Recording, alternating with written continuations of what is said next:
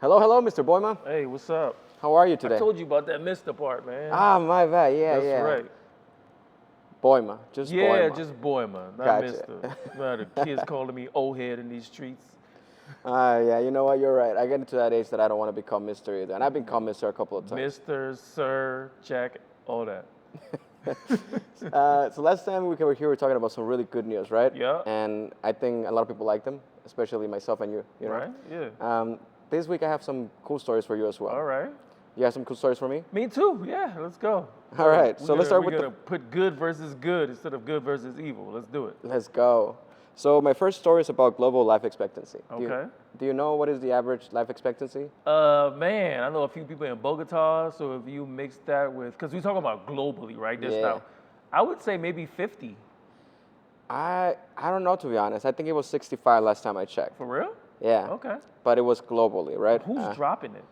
Who's dropping what? The percentage. Well, things happened during the pandemic that Okay. a lot of countries. Oh, we're going back to pandemic numbers as well? Well, pandemic affected it. COVID don't count though. No, I know. But the thing is that because of all the supply lines were Oh, okay. disrupted, All right. like medical supplies, medicine, stuff like My that. defibrillator. Yeah, Yeah, basically. okay. All right. The worst country that took the biggest fall on like life expectancy was Latin America.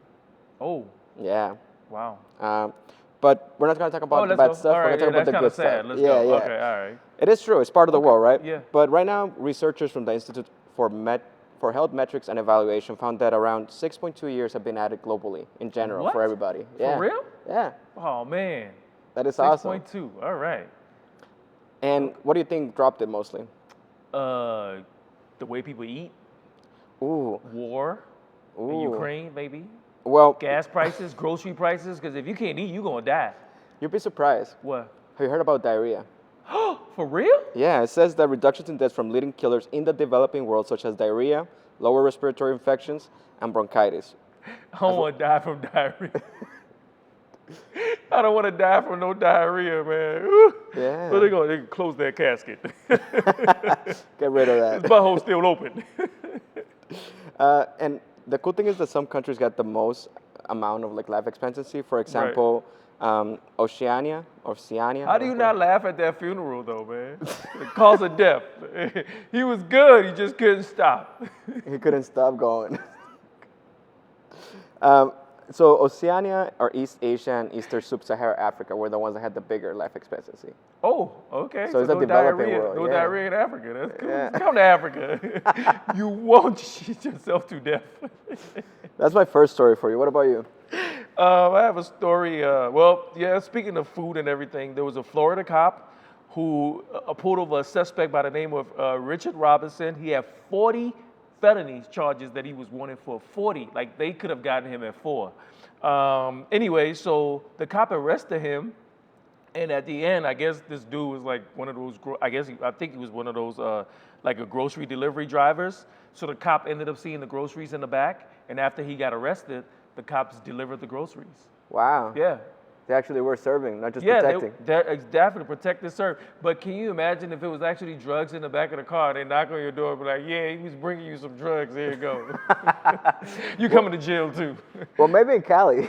Yeah. Well, it's free. I mean, yeah, in Minnesota too, soon to be. Yeah. So yeah, that was my good news. The cop definitely did a good job. Yeah. Yeah. I probably wouldn't have opened the door for the police, but hey, the groceries out here, yeah, that's how y'all got me last time. Probably me neither, to be honest. I'd be like, I don't need those groceries. You can keep them. Thank you. Keep them, right. Well, let's go to my second one. So for this one, you know what a cornea is? A who? Cornea. Ornea? Cornea. It's in your eye. Yeah. It's not like corny. It's No, kind of okay, similar. Right, Yeah. okay. So corneas are necessary for people they need to be replacing people that are blind to be able to see again. They can? They can.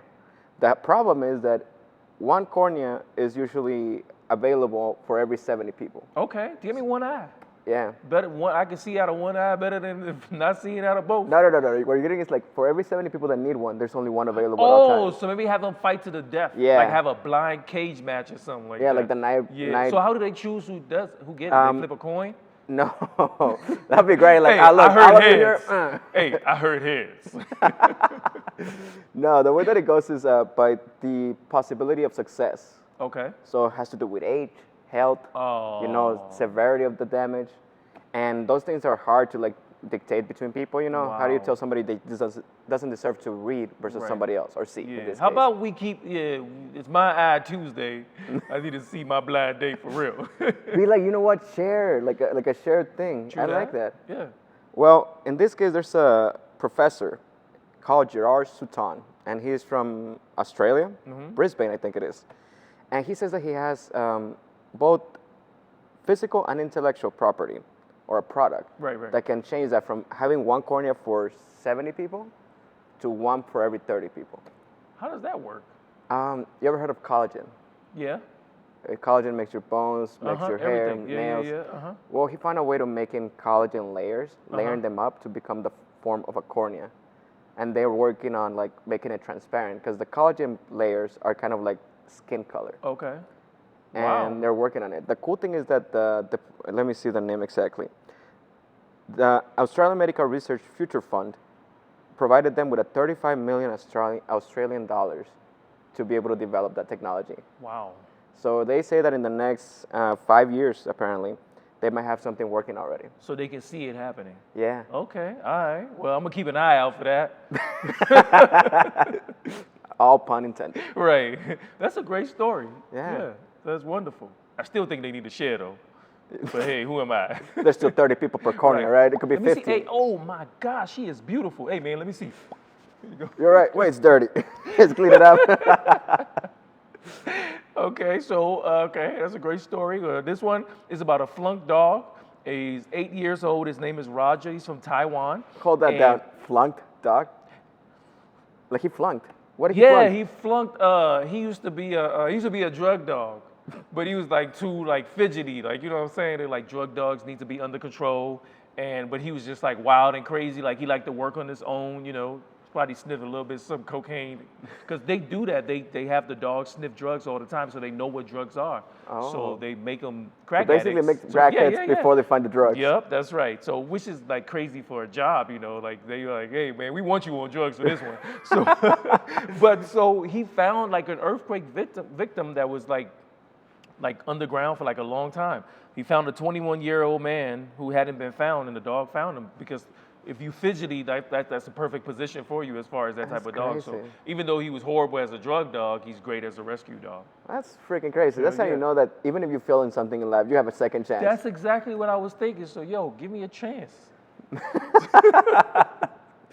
That's a cool story, man. I like that. I think that any dog that is a good boy, but this one was an extremely good boy. to be honest. Yeah. Now we're gonna talk about teens. Now, you know, you like teens? Teens? Yeah. Like Do you approve of teens, or you think they're annoying or something? Teenagers? Yeah, Oh teenagers. man, how you gonna ask me a question like that? I ain't R. Kelly.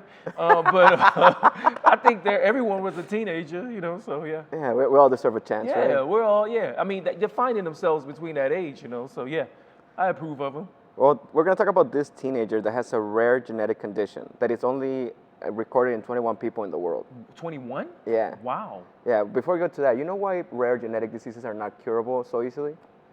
Because if you mess with one chromosome, you're gonna mess up the whole thing. No. Okay.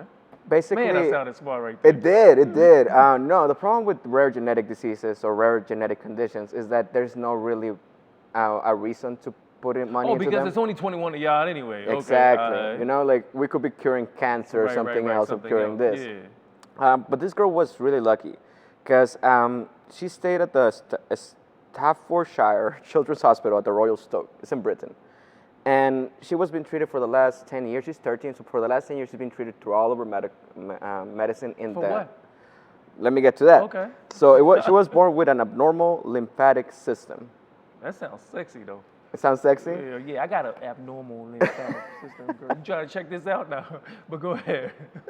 Oh, man. Well, the lymphatic system basically is the extra fluids in your body that need to be recycled. Okay. Aside from blood. You know, All right. blood carries oxygen Right, and right, all these right, things. right.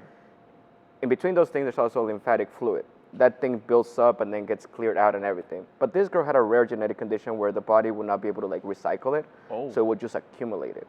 It got to the point where she says that, She was like, man, these lymph nodes won't recycle. It's a problem. Like, it's 21 of y'all. 21. oh, found it. So you know what a litter is, right? Yeah. She had 28 liters of lymphatic fluid stuck in her abdomen. Wow. Yeah, That's over the last lot 10 of years. dogs. Yes. Or and cats. she could not get rid of it. She's been like her whole life trying to figure out how to stop that. But where does it go? Does it create like a bump or a balloon Yeah, or it something? becomes like a big sack? fat belly. Yeah. Oh, okay. So it just inflammates everything, and it's terrible because people that have this kind of disease or similar one with lymphatic fluids, their skin and and body becomes really thick, and they can never come back to regular size. So what happened? They found a way to recycle it? So she went to this expert, and Dr. Mona Mossad, a national expert on lymphatic intervention. Her with a special team of doctors were able to locate the cause of the fluid buildup, and they were able to patch it. But they had to get like special needles because she was a teenager, so young and so small. They had to make like smaller needles than normal to be able to like clear those holes, and to be able to help her. So what about the other 20 people? I guess that this is the beginning for them because if they're able to fix one, they'll at least be able to treat the other ones to some degree. Yeah. You So know? if you're out there and your sack ain't recycling, call the doctor. Go to Britain. That's where they Right. have the information right now. Oh man, I lost mine. I lost my story. So I'm gonna just go off the fly.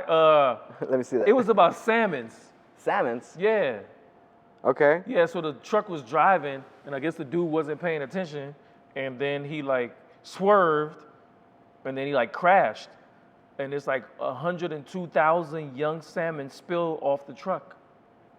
That's Can a lot you of imagine? salmon. It's like, yo, I'm looking for water. That's a lot of sushi that we're That's a using. lot of sushi that people be skipping out on.